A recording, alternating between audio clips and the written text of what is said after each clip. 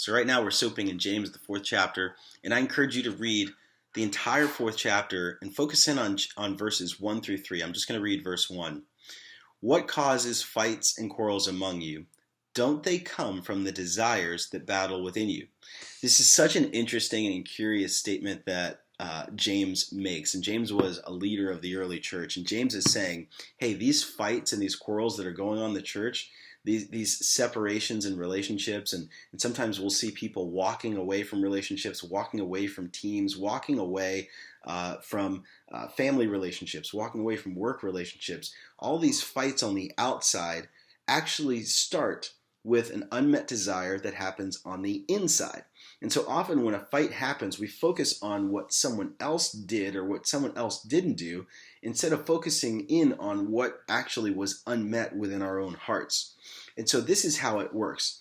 An unmet desire or an expectation that I have on someone, maybe they don't do what I wish they would have done or hope they would have done, or maybe they're not reacting the way that I would have liked them to react. That unmet desire leads to hurt. That hurt, unprocessed in my heart or undiscussed or undisclosed, leads to resentment. That resentment then leads to a judgment on that person, and that judgment leads to a separation. And those separations are often so hurtful and sometimes unnecessary, and sometimes we separate ourselves from relationships that could have been really great. So here are 4 key things that James encourages us to do between chapters 2 through chapters 4 that I would love to just highlight for you.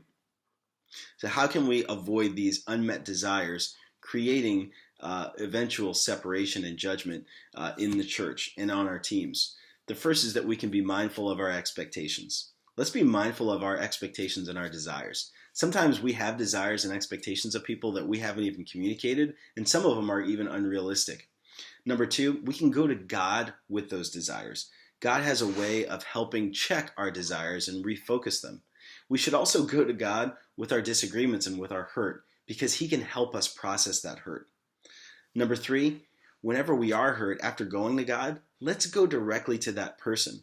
Whenever we go to anyone else with that hurt, then that just really creates gossip, and that gossip opens wide the door for the enemy to come in and separate our relationships. And number 4, let's choose love and mercy over judgment.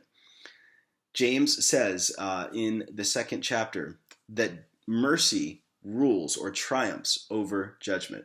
So the mercy that we receive from God, we can give to others through love. Love you guys, and I'll see you soon.